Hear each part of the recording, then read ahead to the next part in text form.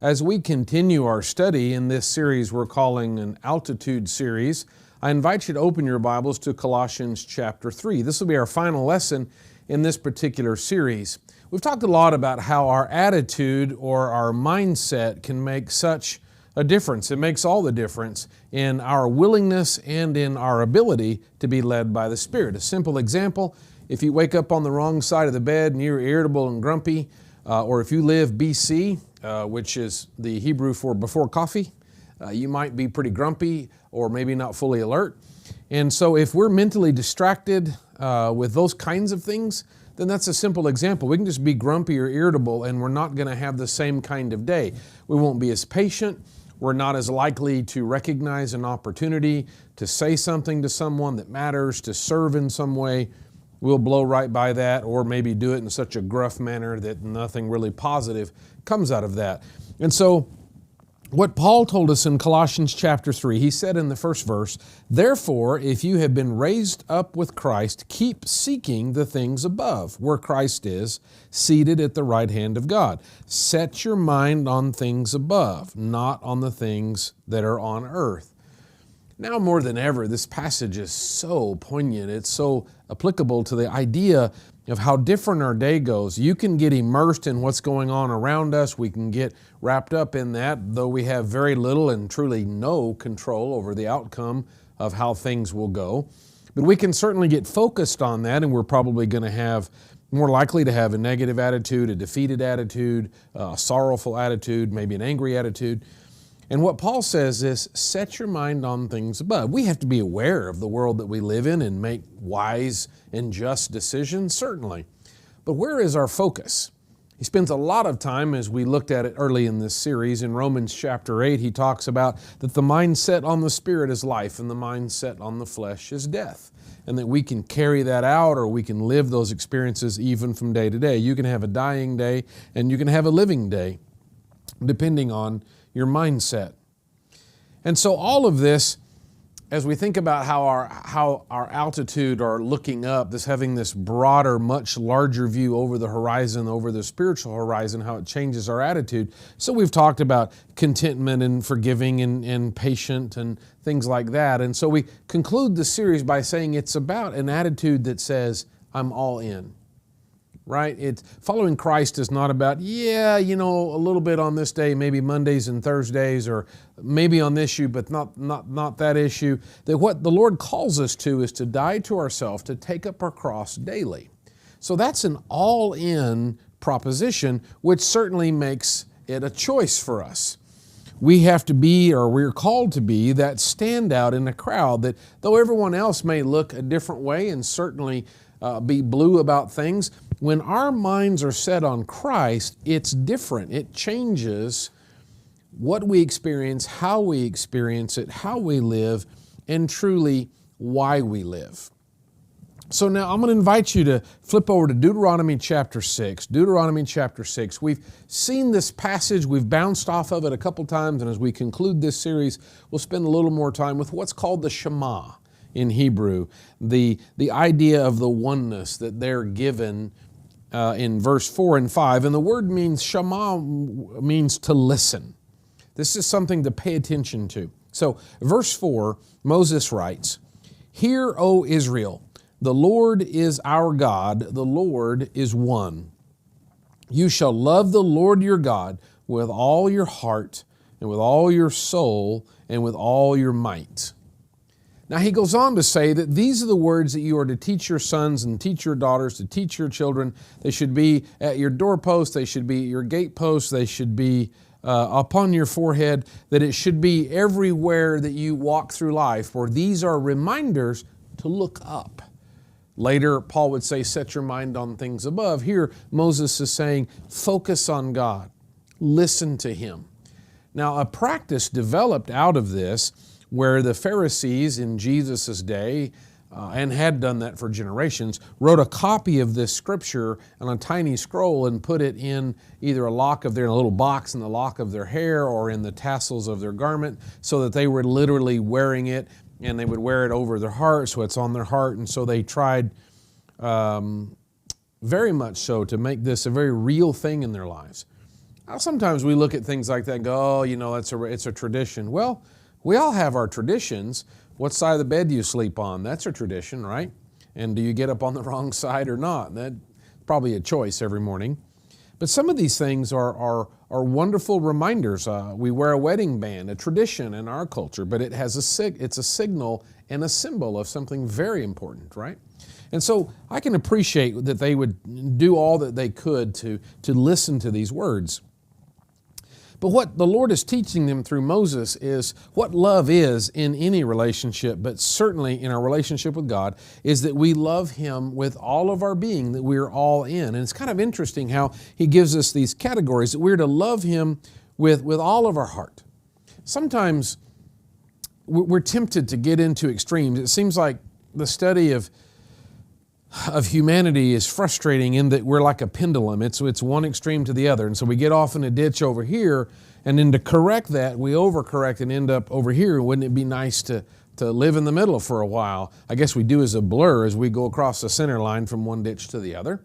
But sometimes we get in the idea of ditches or extremes that are exclusive, that it's all about intellect and it's all about how you think, and we disregard emotion and we push away emotion. As we kind of like to tease our British friends, they have the stiff upper lip. You don't show any emotion. You're cool as a cucumber, and so on, which might be cruel as a cucumber, I don't know.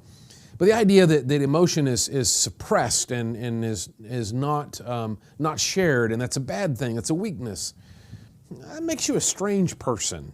There's been plenty of studies over the decades recently that suppressed emotion and not admitting how you feel, saying everything's fine when it's not. It's not healthy at all, and it's not real, it's not genuine. And so if you're going to have an authentic relationship with the Lord, that you're going to give Him your heart, it's going to involve your emotion. And then the other extreme is all about emotion, and it's all about how you feel. And if it could be argued the last previous decade or two or so that we've been really intellectual and focused too much on that, well, you hear a lot about feelings now. Oddly enough, emotion has become the litmus test for truth. How do you know it's true? How I feel about it. Oh, that'd be a tough way to engineer a bridge. Do you think this bridge is safe? I feel like it is. Well, I'm not driving across it. And the point is, the Lord includes all of this, all of our being. It's not about separating emotion and separating your intellect. It's about giving it all to God. So we give God all of our heart. So the heart is considered the seat of our passion, the seat of our emotions. It's how we feel about things, how we experience things at an emotional level. And so rather than arguing whether emotion is good or bad, it's more about whether or not it's appropriate. When it's appropriate, or it's appropriate, when it's been given to God. He's been given control over our emotion. Or said another way, we surrender our emotions to God. This is what we do in relationships. For those of us that are happily married and have been for a number of years and decades, we know how this works. Because if we were to be asked, how do you feel about your marriage? How do you feel about your spouse? Especially guys, maybe it's a little more specific for us. We don't use that language as much, perhaps. Well, the answer to how do you feel about your marriage, how do you feel about your spouse, the answer is going to be, depends on when you ask, right? Is it not true that there are some days that you feel fantastic about being married and your spouse is the biggest gift from heaven, the most wonderful thing that you've ever experienced, right? Are there ever any other days where maybe not quite as much? Sure. In other words, in a relationship, have you ever gotten angry with the other person? Sure. Does that mean the relationship's over? No. In fact, how unhealthy of a relationship would it be if you weren't allowed to be emotional? You must never be upset. You must never be sad. You got to everything's even. Now, we're responsible for what we say, so it doesn't matter. I'm mad, so I'm going to say hurtful things. No, that doesn't count. That doesn't work. But trying to bottle or control or erase emotion is to be inhuman, because that's what we are as humans. We have emotion. So it's given to God. And that's why you see some powerful things in the Scripture that are very emotional. You see those that rejoice in the Lord and celebrate that crazy scene where David is so celebratory about how God has blessed him and led him and how victorious that he's dancing before the people in a parade in this dance of, I call it a praise dance, I guess, but just all this, that's a very emotional kind of expression. But you also have David weeping. You have David disappointed in God. You can go into the book of Job and read about deep emotion, and sometimes it includes dark emotion. There's times when Job says by the 3rd chapter, I wish I had never been born. I wish this had never happened. Woe to me that I'm even here, right? And so the amazing thing about an authentic and a healthy relationship is it has room for those emotions to, like fireworks, to go off and explode and expand and contract and move, because that's who we are. Listen, just the weather changes our emotion. If it's been a long, dry spell and the rain comes in and it starts, tell me we don't feel good about the rain. Or if it's been raining a lot or cloudy a lot and then the sun comes out, don't we feel good about that? And that's just weather. That has nothing to do with us physically at the moment. I know it has an impact on things, but just we're that volatile. Well, that's kind of a pejorative or negative word. We're just that movable. Our emotions come and go. And so to love God is to love Him with all of our heart. Give Him all of those emotions. God's big enough to take it. If we try to hold back any emotion, then we're holding back the relationship. We're doing the I'm fine and never getting to what might be an issue in our relationship. To love God with all of our heart is to be all in with how we feel about things and how we experience things from an emotional standpoint. You shall love the Lord your God with all of your heart and with all of your soul. Fascinating idea. The word soul is the word to describe our life force. Flip over to Genesis. When this pops up in the creation account, it's kind of interesting, the connection. So we see it in Genesis chapter 2 when the story of creation is being retold a second time with a specific focus on mankind, on Adam and Eve, where the first chapter covers it from a universal perspective. It begins with light and in the creation of the very earth itself and all that it contains. But in the discussion about the creation of man, you get down to verse 7 of chapter 2, it says, Then the Lord God formed man of dust from the ground and breathed into his nostrils the breath of life, and man became a living being. Now, your translation might have a little number 1 there by the word living being, and if you look over at your cross-reference, you'll notice that it says literally soul. So the biblical word soul is the idea of what is alive, what is animated, the life force.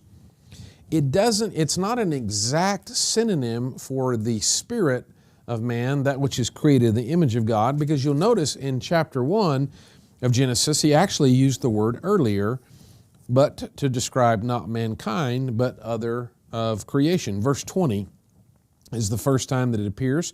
Then God said, Let the waters teem with swarms of living creatures, and let birds fly above the earth and the open expanse of the heavens. God created the great sea monsters and every living creature that moves with the water that swarmed after their kind, and so on. Verse 24, Let the earth bring forth living creatures after their kind. And it continues. The word living creature found in chapter 1 is the same that's used in chapter 2. And we can sense this. Another interesting concept for the word soul is the word consciousness or self-awareness. There's something different between a plant and an animal. Biologically, a plant is alive. Certainly it grows and exchanges nutrients and reproduces and does all of those things. Now, we sing to our plants because that's supposed to, or talk to them perhaps. Maybe some of us singing to our plants would kill them for sure. But we talk to plants, we sing to plants because that makes them grow better, right? You've probably heard that. Okay, but when's the last time your plants have sung back to you?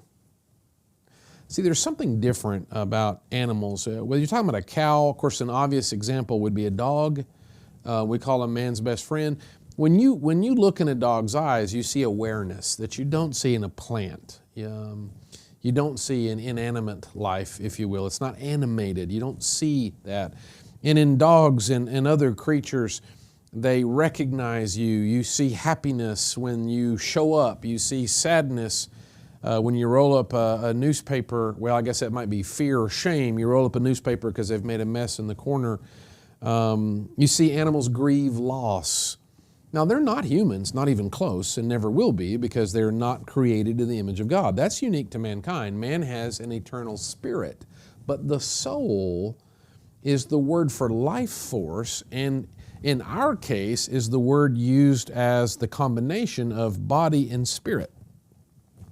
Here's another interesting thought. In Ecclesiastes, the last chapter, the author says that it gives us the biblical definition of death, that the body, the spirit, and the body are separated. The body returns to dust from whence it's made. The spirit returns to God who gave it. And that's the biblical definition of death, is the separation of the spirit and the body. Have you ever wondered why God goes to the trouble to even mess with the physical body in the resurrection? I mean, if the spirit returns to God who made it, can't we just be done? If eternity is not in this universe, as Peter would say that it's all going to be consumed in fire and burned up, then we're going to be in a spiritual existence. Heaven is not on earth. Heaven is a spiritual, non-physical existence. Then why bring the body back? In fact, 1 Corinthians 15, Paul says that we have a resurrected body. He says that flesh and blood cannot inherit the kingdom of God, that the body's quite different, that it is transformed. And he even says, how do you not understand this? Because an acorn that becomes an oak tree, one comes from the other, but one is nothing like the other. And so the resurrected spiritual body will come from the physical body, but it's not physical at all. It just comes from that. Well, if you're going to be in a spiritual realm, why not just be in the spirit and call it good? Well, the biblical definition of man is a soul, which is the combination and is the animation or life force of the body and the spirit. The spirit animates the body, and that's what makes us a soul. So the word soul is the word for the unit. True, it's used of the animals. There's an awareness and again, there's some connections that we have with them. But what makes us unique is the eternal part of us created in the image of God, the Spirit. But that combination, that life force, that awareness, that consciousness, self-awareness, is a fascinating idea. One of the most interesting arguments I've ever run into is listening to a psychologist, a psychiatrist, and a biologist argue the location of the mind. Where is our self-awareness? And the biologist says, well, it's obvious, it's in the brain. The brain is a flesh computer that can do computations and has synaptic connections, and it's just mind-boggling how fast and amazing. And then your memories are actually stored chemically in your brain and all kinds of wild stuff. Yeah, but the problem is there's people who have had brain injuries over the centuries that have been studied, and maybe they lose a significant part of one side of the brain or another part of the brain, or stroke victims will have part of the brain that's not as functional as it used to be. And there are physical issues, right? You might lose control of certain body parts and so on, but self-awareness doesn't change. Oh, there may be like a new struggle to communicate as a part of the body function, but self-awareness doesn't change. People that are in comas, we're told, can hear and understand often what's going on around. There are people who have experiences around surgeries where they're supposed to be unconscious and yet there's an awareness. So it's a fascinating thing that our awareness is a function of the mind, but more so. It's connected to the brain, but beyond that. That's a fascinating idea, and I would simply say that's the spirit that dwells within the body. That's the soul, where the seat of that awareness is. That's to be given to God. Who we are, how we see ourselves, that's given to God. That's given in submission to God. Back to Deuteronomy real quickly. He also says, chapter 6, verse 5, you shall love the Lord your God with all of your heart, with all of your soul, that's life itself, and with all your might or strength. Strength or might is power that's applied, or it's applied effort. So that would be what we put into practice in our life, what we make an effort to do. You could argue that that's our drive, or that is our purpose. So biologically, you exist when you get up in the morning. Your alarm clock goes off, you get up, you swivel on the edge of the bed, you put your feet on the floor. You are biologically alive, right? Your heart is beating, you're exchanging oxygen and carbon dioxide and doing all those wonderful things. But what are you going to do? Well, there you sit in all of your self-awareness as this living creature created in the image of God. But what are you going to do today? What do you live for? What's going to get you out of bed and down the hallway? What's your strength applied to? What's your purpose? Because you're not there just to exchange oxygen into carbon dioxide and to create a few BTUs along the way. You're there for a reason, and what is it? What is it that you're going to decide to do? This is your purpose. This is your applied effort. This is your strength. This too is given to God. For if you love God with all of your being, if you're all in with God, then you surrender all about what you feel, you surrender all about who you are, and you surrender all about what you've come to do or what you desire to do has been surrendered. To me, this is played out in the part of the prayer. The Lord teaches us, thy will be done on earth as it is in heaven. The reason why we pray that, it's our desire that His will be done on our patch of the earth like it is being done in heaven. But that's for us to put into application or to put into motion, because that's certainly our choice or our option. So to love God is to love God with all of our being, to push all of the chips in, to say that we're all in with how we feel about who we are and what it is that we're about, what our purpose is, what our destiny is, if you will, or what our sense of identity is. Now, turn, if you would, to Mark chapter 12. Something fascinating happens in Mark chapter 12. Jesus is asked a question in Mark chapter 12. He's talked about the resurrection. He's in an ongoing argument, as often happens, with the Pharisees, and then the Sadducees follow up with that. And then we get to verse 28. Verse 28 of Mark chapter 12. One of the scribes came and heard them arguing, and recognizing that Jesus answered them well, asked him, "What commandment is the foremost of all?" Now, I assume the scribe here is thinking about the laws of that the Jews have developed around the Torah that numbers in the several hundred laws, let alone the many laws that have to do with the Sabbath. There's over 600 laws that they really held as important, plus some additional ones, of course. And so it's an opportunity to get into a fruitless argument, because as soon as you pick one, well then, okay, if that's the most, then what about this one? And what Jesus answers is with something that's not even one of the 10 commandments, let alone one of the 600 and something that they would spend time arguing about. What Jesus answers with is the Shema, that we've just been talking about. What's also fascinating is this is an answer that the folks standing there, the Sadducees, the Pharisees, and the scribe likely are wearing it. This is a common practice by the Lord's time on earth in the first century. So when he starts down this verse, they know it. They repeat this multiple times a day. It's something they literally wear. It's on their doorposts of their house. It's all over the place. And so it's kind of fascinating. It would have been fun to watch his face, the scribe's face, and the audience too, because sometimes you know a passage so well you don't hear it anymore. Sort of like, for God so loved the world, that gave His only begotten Son.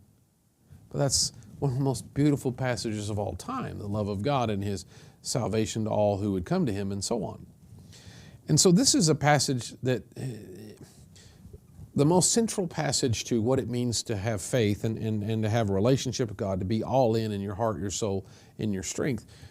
The most central passage, and the reason that Moses said it that way, could have been lost to just rote and recital and not having any meaning. So it would have been interesting to see their faces when he started down this road. I don't think it's what they expected. And they could have had a moment to go, oh, wow, that's right. In fact, we do see in verse 32, the scribe says, "Right, teacher, you have truly stated that he is one and there's no one else beside him, and I love him with all heart and understanding," and so on. So he answers back about this is really, you're right. In verse 34, when Jesus saw that he had answered intelligently, that's interesting, hold that thought, intelligently.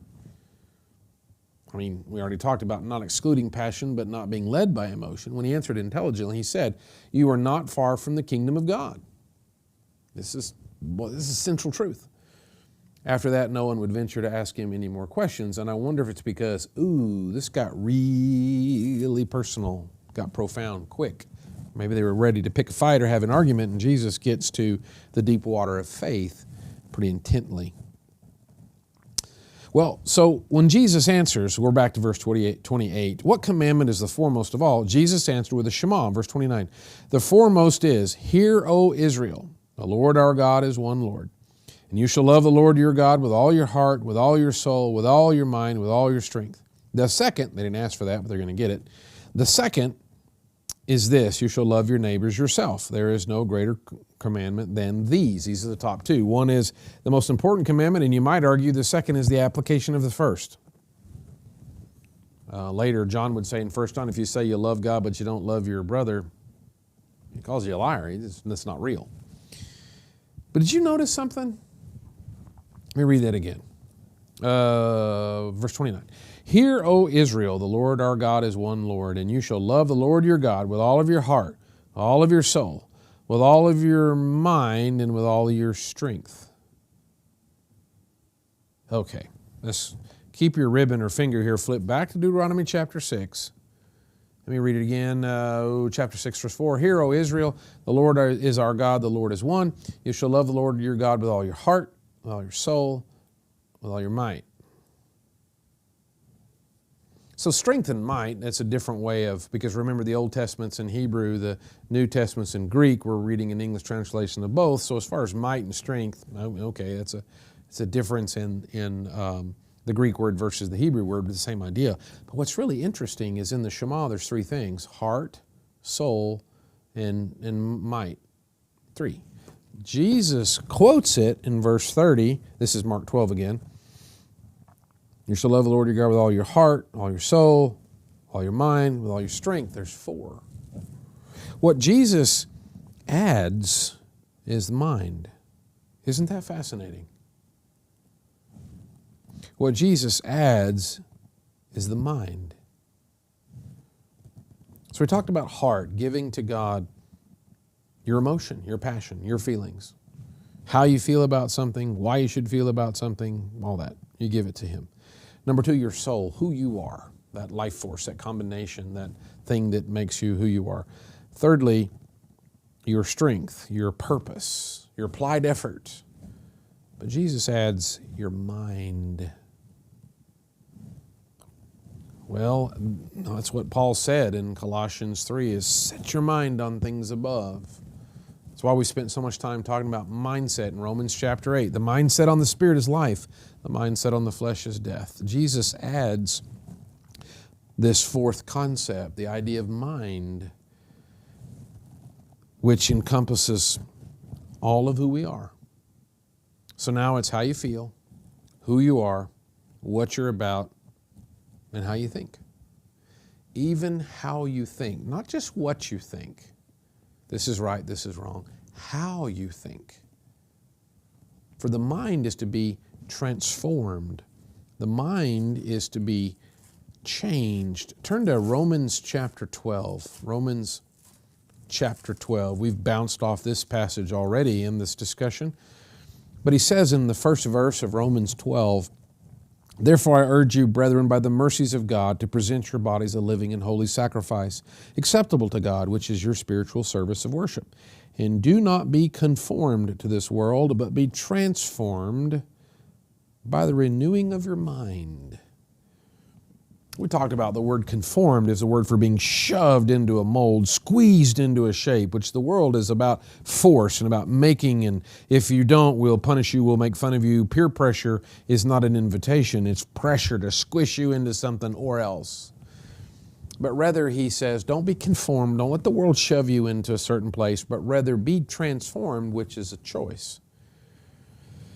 And the word transformation is the word for the metamorphosis, is the Greek word metamorphe. It's that word how the caterpillar becomes a butterfly. It's not a minor change, it's a total transformation. So it's not about just adjusting, a little thing here or there. It's about totally changing not just what we think, how we think, how we see things. Who are the heroes in life? Who do you recognize as a hero? Who are the villains? See, those are the kinds of things that change. That quiet, simple servant becomes the hero, and the loudmouth braggart is not the hero, or maybe even the villain. To love God with all of our being, to all in, as we've said, is to include all of the heart and all of the emotion and the whole range of all of that. It's not that it's put away or that it's disabled or that it's turned off. It's just made appropriate given the parameters of the Lord's will. And the word for soul, this amazing combination, this thing that will be restored even past death, the thing that is our identity into eternity. Because if the body's transformed, then it won't look like this one, it certainly won't function like this one, and yet it's part of our identity. Because certainly in this world, it's been a big part of our experience. If you have been tall enough, you had an opportunity to play for the NBA. And if you weren't tall enough, you did something else. Our bodies had a big impact on how we go through life. Was our bodies fairly strong? Were they fairly weak? Were they sickly? Were they healthy? Our bodies have had a huge impact on our spiritual development. Our bodies have been a major source for us to learn patience. As they say, once you get to be 40, the check engine light comes on and stays on, right? There's always something going on. And some people have had a whole lot, of course, more than that. Not only is it about the Spirit, but it's also about our strength, our might, our applied effort, about where we're pushing and where we're trying to go and what we're trying to accomplish. But it's fascinating that Jesus brought back and brought to a focal point by adding the idea of mind. I wonder what the original audience thought when they heard that. I understand in some study that it may not have been the first time that they've heard that concept, but Jesus drops that in there. And you get that reaction from the scribe who said, you've answered well. And Jesus said, he's not far from the kingdom. How we set our minds is the primary filter for what we're going to accept and what we're going to believe. It's amazing how we have the ability to decide what's true and what's not true. There are people who live and breathe and are otherwise seemingly normal people who are convinced, you can just take a few minutes on YouTube and find it, that the world is flat and the sun revolves around the flat earth. You have the ability to decide what's true.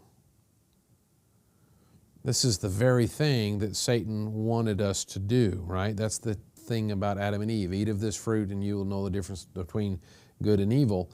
And that's something that they wanted. So now that we have that ability, how well do we practice it?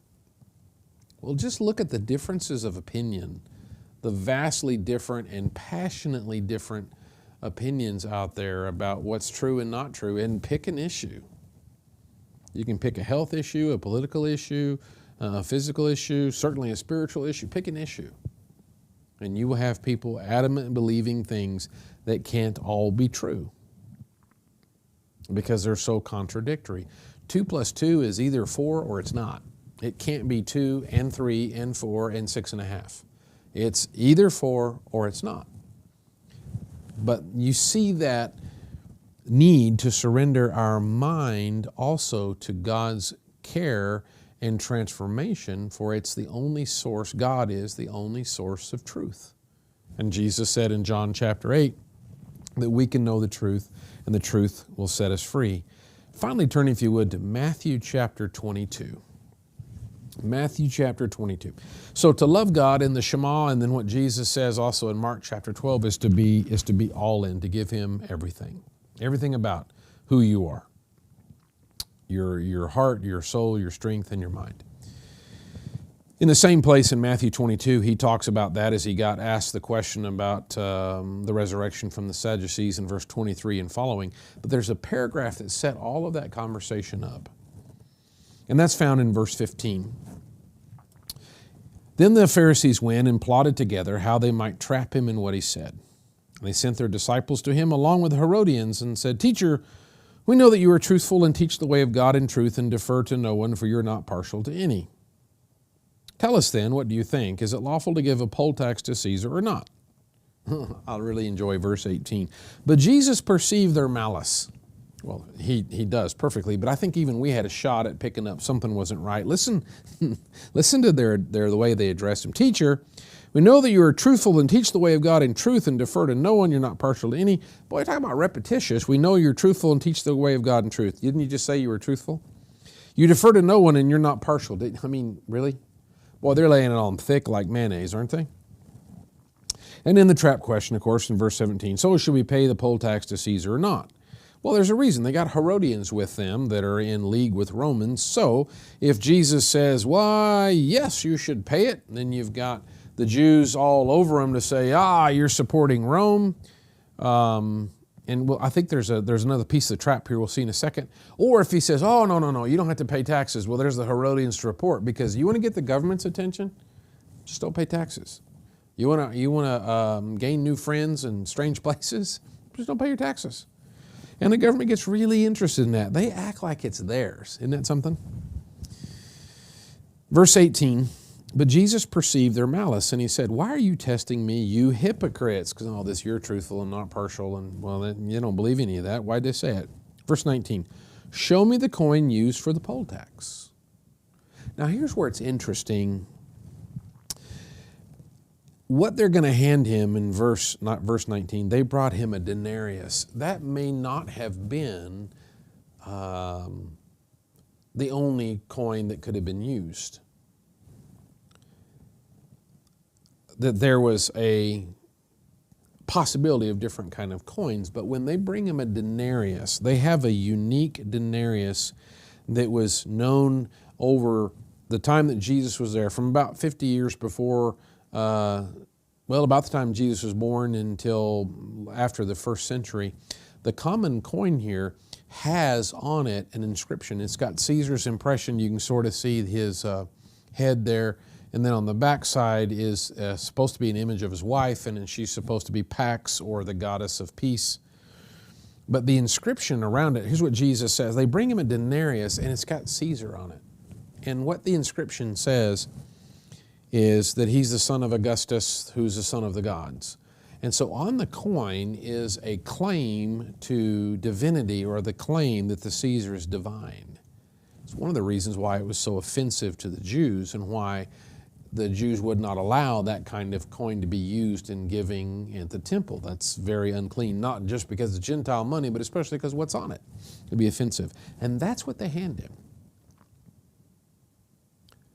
So it's a great trap, because if he says, "Oh, sure, pay him this," they can get all over the argument about it's got, this claim to the divine, and that's blasphemous and idolatry and all that sort of stuff, and create a big row with the Jews. And of course, if he says don't pay it, you have the whole Romans wanting their tax. So they hand him a specific coin, the denarius, which is the setup. Here's what Jesus says. "Whose likeness and inscription is this?" And so they look at the coin. Well, that's Caesar's head. I don't know how great of a rendition that was or not, but of course this is an old coin that's been discovered. I'm sure it looked better when it was new.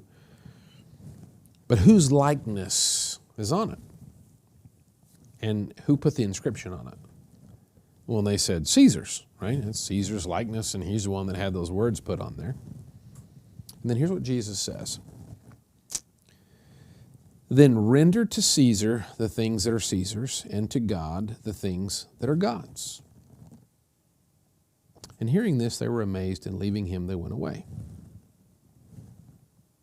What was amazing about it? Well, besides the fact he avoids the trap, it was a great setup. He doesn't even really answer their question to the extent. But he says, you give to Caesar what is his, and you give to God what belongs to God. Okay, great. Well, how do you know what belongs to Caesar? The whole thing was, do we have to pay this poll tax or not? Well, how do you know what belongs to Caesar? Well, it's easy. Whatever has Caesar's likeness or image and whatever has his inscription. There you go. Well, if that's how you know what Caesar's property is, how would you recognize God's property? Well, if you use the same standard, well, okay, so I guess we'd have to look for something, because the coin has Caesar's likeness and inscription. So what would have God's likeness or image and inscription on it? Well, not this coin. True. There's only one thing in the entire universe that has the image of God stamped on it. We read it in Genesis chapter 1 and then again in chapter 2. God said, "Let us make man in our own image." The only thing in the entire universe that has the image of God and His writing upon us is us, our spirits. That which makes us eternal. That's what makes us unique. Because there are other creatures that can exchange various atmospheric gases for others. Some can even do it backwards. Plants can do carbon dioxide into oxygen. And your dog and you sitting at home can then do oxygen into carbon dioxide.